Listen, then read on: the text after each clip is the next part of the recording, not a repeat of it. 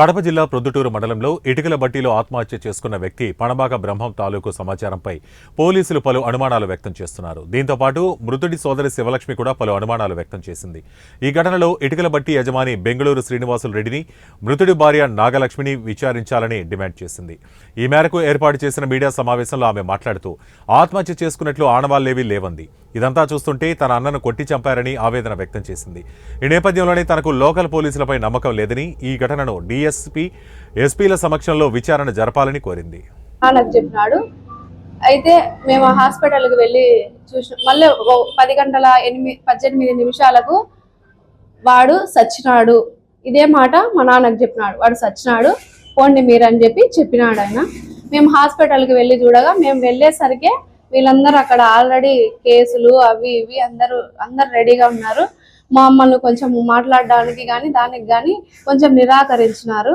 అంతగా మాకైతే సపోర్ట్ చేయలేదు ఎవరే కానీ. బాడీ దగ్గరికి పోవడానికి కానీ చూడడానికి కానీ మేము హాస్పిటల్ ఇది మీరే కాదు ఇంకా చాలా మంది పేషెంట్స్ ఉన్నారు ఇక్కడ, మీరు ఇట్లా చేయకూడదని చెప్తే మా అన్న చనిపోయినాడు ఇక్కడ, మేము రాకుండా చూడకుండా ఎలా ఉంటామని అడిగినప్పుడు పోయి చూసుకోండి అని చెప్పినారు.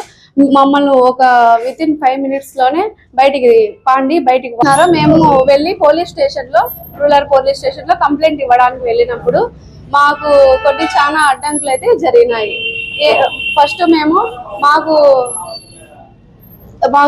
ఓనర్ మీద కొంచెం అనుమానం ఉంది. అతడు ప్రేమ వివాహం చేసుకున్న నాగలక్ష్మి మీద కూడా మాకు అనుమానం ఉంది అని మేము చెప్పినప్పుడు వాళ్ళ పేర్లు మీరు ఎందుకు రాస్తారు, రాయకూడదు, మీరేమన్నా చచ్చిపోయిన స్థలంలో ఉండి దగ్గరుండి చూసినారా, అది హత్యనా ఆత్మహత్యనా అని మీరు ఎందుకు రాస్తారు, అట్లా మాకు అనుమానం ఉందని రాసుకోండి అని చెప్పినారు. అయితే అట్లా రాస్తామని మేము అడిగినప్పుడు సిఎస్ఆర్ గారు మీకు ఇష్టం వచ్చినట్టు రాసుకోండి అని ఆయన వెళ్ళిపోయినారు. ఇది ఒకటి మాకు అనుమానం అక్కడ వ్యక్తం కావడం జరిగింది. మాకు ఎవరి మీద అనుమానం ఉంటే వాళ్ళ పేర్లను అక్కడ మెన్షన్ చేయడానికి మాకు రైట్స్ ఉన్నాయి. ఇన్వెస్టిగేషన్ చేసిన తర్వాతనే దీని గురించి మీకు చెప్తామని చెప్పినారు. అయితే ఈ యొక్క కేసు ఉరి వేసుకున్నాడు అంటే ఎందువల్ల ఉరి వేసుకున్నాడు, అక్కడ సీసీ కెమెరాలు కూడా ఉన్నాయి అని చెప్తున్నారు.